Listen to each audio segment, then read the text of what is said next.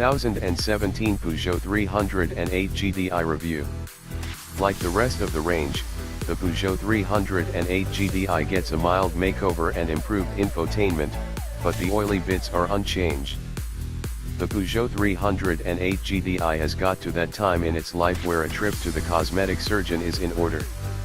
There's a new bonnet, grille, and lights outside, while inside there's a crisper display for the infotainment system.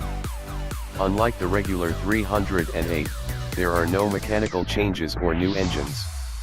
That means you get the same turbocharged 1.6-liter motor with 266 bhp that originally came from the RCZR. It drives through a 6-speed manual gearbox to a Torsen limited slip differential that sits between the front wheels.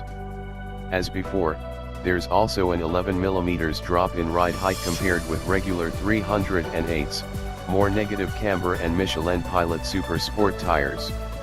Braking is taken care of by 380mm Alcon front discs with Peugeot Sport branding. You wouldn't expect a few nips and tucks to make any difference to the way the car drives, and they don't.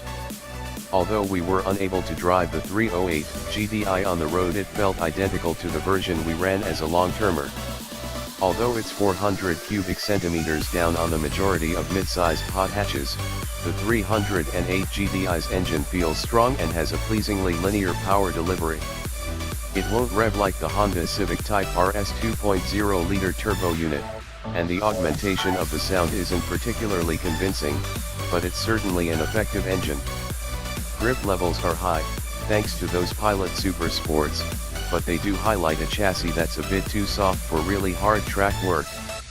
You certainly feel the diff pulling the nose of the car towards the apex under power, but it too could be harder in operation. The balance of the car is predominantly nose-led, but a lift will tuck the front in. Really bung it into a corner and you'll find the tail edges around, but is easily caught once you're back on the power. If only Peugeot had taken the opportunity to retune the two things that really let the GDI down, the steering and gearbox. Due to the high-mounted instrument cluster, iCockpit in Peugeot speak, the wheel is tiny and connected to a very quick rack. While it means little wheel twirling is needed, the steering can feel hyperactive at times and transmits precious little feedback from the front tires. As for the gearbox, the ratios are well chosen, but the shift quality is vague and not at all satisfying. To be honest, though, the track is not the best place for the 308 GDI. No, it's much better thought of as a rapid but relatively sensible hatchback in the mold of the Volkswagen Golf GDI. Here you can appreciate the reasonable fuel economy, a ride that is more comfortable than more hardcore rivals, and agreeable CO2 emissions. We've already touched on the interior, where you'll find that iCockpit either works for you or doesn't. Some might find the wheel obstructing the instruments when it's set to your preferred position, but the layout will be fine for others. As for interior quality, there's a good spread of soft touch plastics, and the Nappa leather on the steering wheel and door pulls looks and feels classy. There are enough GDI-specific touches to distinguish it from regular 308s, including supportive sports seats, red highlights and a few GDI logos. As for the new infotainment system, it does look marginally crisper but still frustrates in other ways.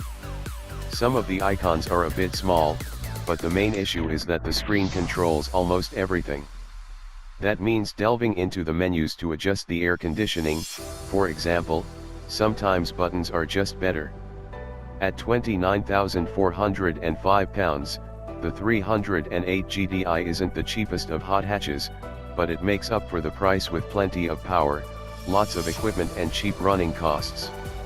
As a left-field alternative to a Golf GDI or Seat Leon Cooper 300, it certainly has its merits. Even so, there are plenty of more entertaining rivals for the keen driver. Specs: Peugeot 308 GDI. Engine 4 cills, 1,598 cubic centimeters, petrol, turbo, power 266 bhp at 6,000 rpm, torque 243 pounds-foot at 1,900 rpm, gearbox 6 SPD manual, curb weight 1,205 kilograms, 0 to 62 miles per hour 6.0 SEC, top speed 155 miles per hour, economy 47.0 mpg, combined, CO2/tax band 139g/km, 26%, rivals Volkswagen Golf GDI, seat Leon Cupra.